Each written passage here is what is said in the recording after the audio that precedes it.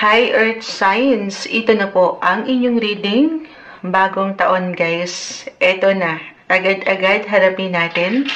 Advance na tayo mag-isip bago pa man pumasok ang mga sitwasyon.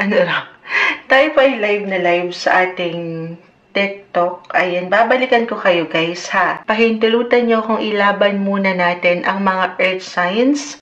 Yes po, 2026 reading, anong kailangang marinig ng mga taong ito? Taurus, Virgo, Capricorn, pasilip sa bagong taon, 2026 para sa inyo. Anong parating, anong pwedeng asahan nyo this new year? Gusto nyo yun? Kuha tayo agad-agad ng ilang messages.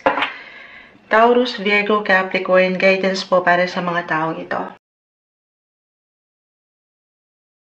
2026 guys. Message. Anong parating sa inyo this new year? Mensaheng gabay po para sa mga taong ito.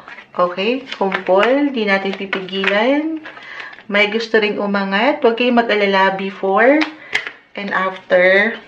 Of course, mahalaga na sinashuffle natin ito mabuti. Iisa-isahin ko po. Okay? Tingnan natin. Seven of Pentacles.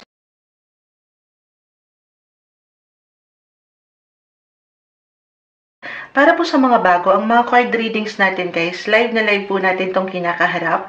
Yes po. At ito na nga yun. Sino mga Earth Signs? 2026 guys, hingi tayo ng guidance para sa inyo. Taurus, Virgo, Capricorn. Nakalatag na dito ang mga barahan nyo. 2026 Earth Signs. Meron akong ilang possibilities na nakikita. Tayo po ay general reading. So of course, just only take what resonate pa rin. And by elements tayo ngayon, bilang pasilip lang naman ito, gagawa pa tayo ng reading for each zodiac sign soon. Pero pasilip sa bagong taon, 2026, I see new connections, new friendship, may possibility guys ng paglawak ng inyong mga network. Why not? Or mag-expand ang inyong connection, your circle of friends. Ayan, alam mo, kulang sa kape to, hindi pa tayo nakakapagkape, nabubulol agad ang moonshot. Circle of friends, social groups na meron ka, work, community, organizations, why not? Umaagad kasi yung kayo mismo, King of Pentacles, Knight of Swords. Kung pahihintulutan mo lang ito, Earth Signs, possible. The Wheel of Fortune ay narito. Possible that you will going to meet the right people at the right time. Yes po, umaangat yung mga bosses dito. I mean, boss-like yung energy. So, reversal tayo ha. Someone nakatataas, a client, a VIP. So, try to be more open this year sa ideya ng pakikipag-socialize or pakikisalamuha kahit over the net lang ito, using the internet, social media. Try to put yourself out there. Timing ang lahat. Wheel of Fortune na ayon ang batas ng isang api. Charis. Hindi. Maaring nasa ilang, pagkakataon sa akin nakikita, more on work, why not? Connected sa work, or ilang connections nyo nga. Pwede nyo ma-encounter this year. Yung luck. May swerte sa ilang, pwede nyo makilala, makasalamuha as I've mentioned. Meron silang pwedeng iwang ambag or benefits. Hindi sa meron tayong hinihintay na benepisyo po, Pero, syempre pa sa reality, yung practicality as an earth sign, be practical. At itong mga taong nakikita ko dito ay hindi posibleng siyang maging way, why not po, or maging daan patungo sa inyong mga patuloy na growth sa buhay. Pero syempre, kailangan, andyan din po, andyan pa din yung patuloy na balanse. Make sure na alam mo or kilala nyo ang bawat tao o sitwasyon na maaari nyong pasukin. Siyempre naman, na hindi kayo nagmamadali. Okay, the Tower, this one is in reverse, the Magician. Ayan nga, totoo naman yun eh. You should always know your business. The King of Pentacles. Seven of Pentacles. Alam mo, yung energy nyo talaga to. Kung kailangan nyo munang pag-aralan ng isang sitwasyon, bagay, gawin yun. Okay? Mabuti pa rin na, kumbaga, pinag-aaralan po ang mga bagay or bawat bagay, especially if this is something na paglalaanan nyo ng investment financially. Ayan, the King of Pentacles, Seven of Pentacles, ayan yun eh, Ten of Pentacles, Six of Wands, regarding work ng umaangat din. Paglalaanan ng investment, energy, financially, emotionally, or physically, ayan, know your business. Na hindi kayo naiinap, nagmamadali as I've mentioned. Pero may chance na to guys. Oo, ito na yun. Yung taon para sa ilan na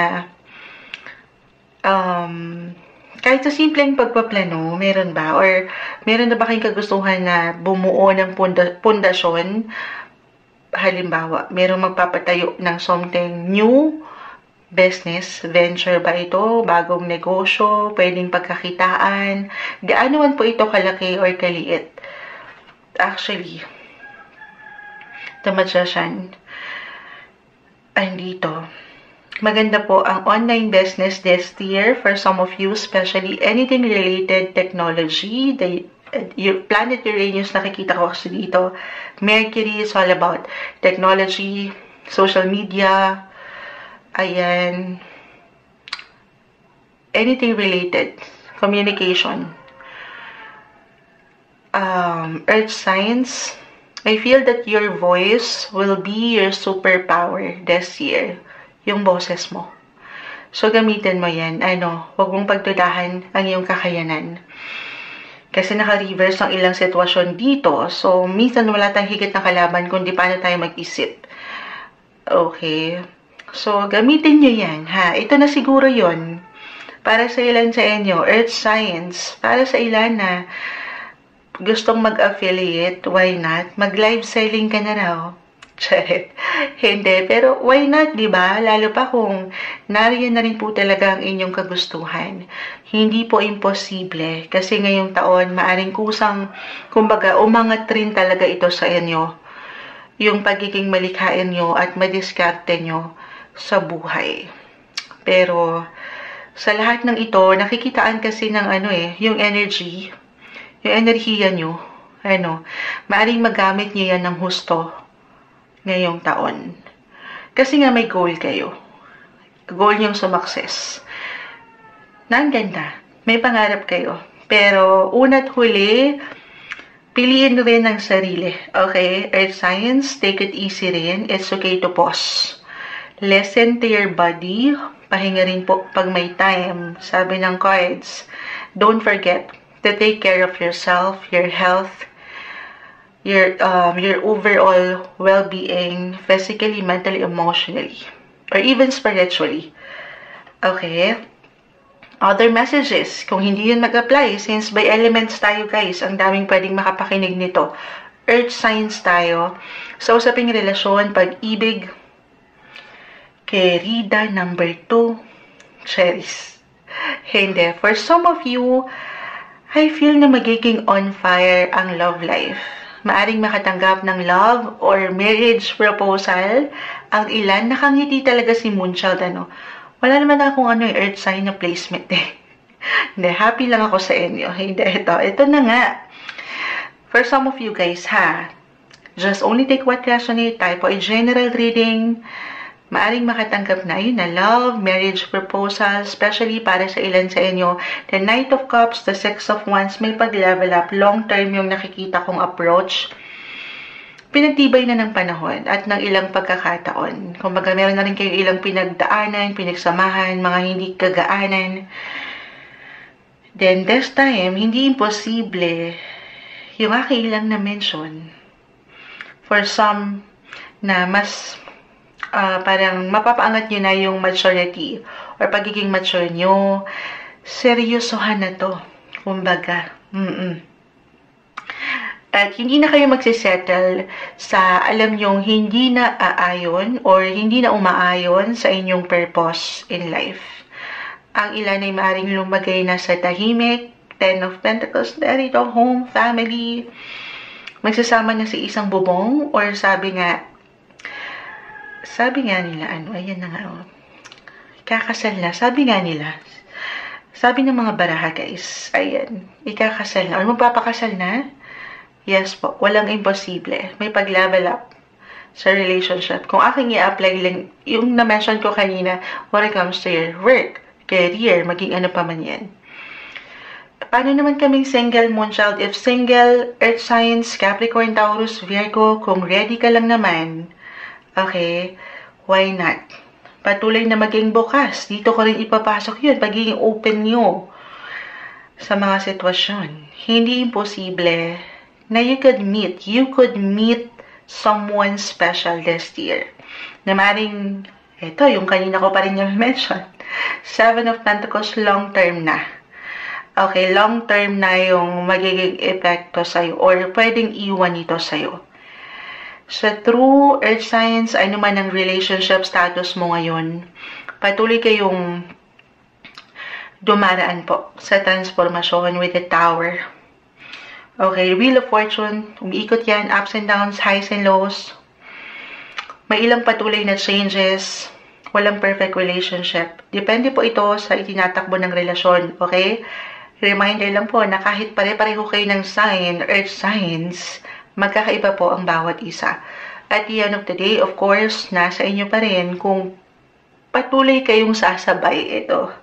Okay, sa mga pagbabagong ito ng buhay. Sasabay sa agos ng buhay ng magkasama pa rin, o tutuloy kang sumabay sa agos ng buhay na ito ng the Queen of Pentacles. This one is in reverse. Nang ikaw lang munang mag-isa, why not? Basta tuloy ka lang, okay, sabay. Lavarn, ganun. Okay, so kung hindi pa rin yun mag-apply para sa inyo, earth signs, napakalawak nito. 2026, for some of you, sa bagong taon na ito, maaaring mahigit kayong pagtuunan ng focus pagdating rin po sa family, or ilang taon na malapit sa inyong buhay. May pag-angat ng suporta. Maaring sila ay makatulong sa iyo or ikaw sa kanila. Reversal din po yung energy natin, ha, every time. Or maaring magkaroon kayo ng pagkakataon ngayong 2026 na magkakasama-sama na, get together, kumbaga. For some, maaring connected ito sa travel. Meron ba? Kahit sa simpleng pagpaplano po. May pagbiyahe ba? Or may pag-uwi? May uuwi ba sa pamilya? Kahit sa simpleng ideya, plans, reunions, reconnections, or even reconciliations. For some, why not? Lalo pa po para sa ilan na nagkaroon ng tension sa family. Or maybe, eto na yun. This is a reminder, na this is the year. This is the year to spend more time, more quality time kasama ang mga mahal mo at mahalaga sa'yo. Kasi maaring ito rin yung year na makabuo kayo ng mas Ten of Pentacles, guys. Solid foundation sa relationship. Kahit guys, kahit sa inyong paraan, maging ano pa man yan, maging sino ka man, magpakailanman, more bonding. Kasi I'm getting a message na kung ano man po yung mabubuo niyong memories this year, it will be memorable. And you're going to treasure it. Kumbaga, forever. May forever. Yes, guys, gusto niyo yun. Ito yung umaangat na may hugot pa na ilang messages. Pasilip lang ito para sa darating na bagong taon, para sa inyo, 2026 Earth Signs.